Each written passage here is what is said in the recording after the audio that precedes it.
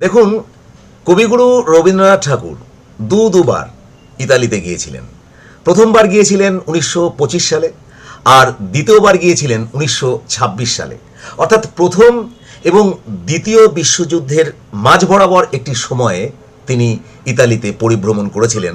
আর সে সময় ইতালির একচ্ছত্র অধিপতি যিনি ছিলেন তার নাম মুসোলিনি।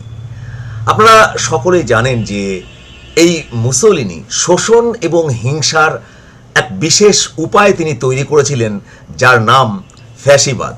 যে মতবাদের অন্যতম তিনটি বৈশিষ্ট্য হল: এক, একদলীয় শাসন ব্যবস্থা প্রবর্তন; দুই, একনায়কতন্ত্রের অন্ধ অনুসরণ; আর তিন, উগ্র জাতীয়তাবাদকে সর্বাত্মক সমর্থন।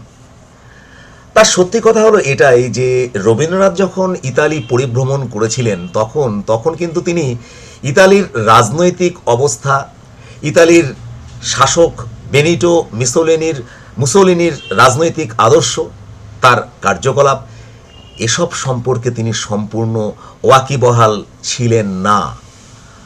1925 সালের 22শে জানুয়ারি রবীন্দ্রনাথ ঠাকুর জেনোয়া থেকে ইতালির মিলান শহরে তিনি পৌঁছলেন।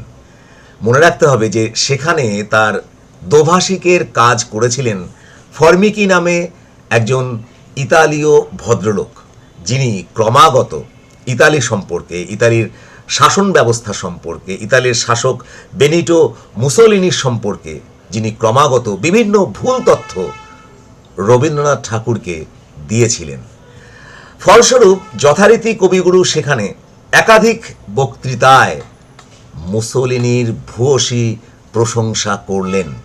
অন্যদিকে সারা পৃথিবী জুড়ে যখন রবীন্দ্রনাথের সেই প্রশংসার বাণী ঘোষিত হলো, সারা বিশ্ব হতবাক হয়ে দেখল, শুনল, মানুষের কবি, বিশ্বকবি রবীন্দ্রনাথ ঠাকুর এ কার প্রশংসা করছেন? বিশ্বের শুভবুদ্ধি সম্পন্ন মানুষ তারা স্তব্ধ হলেন।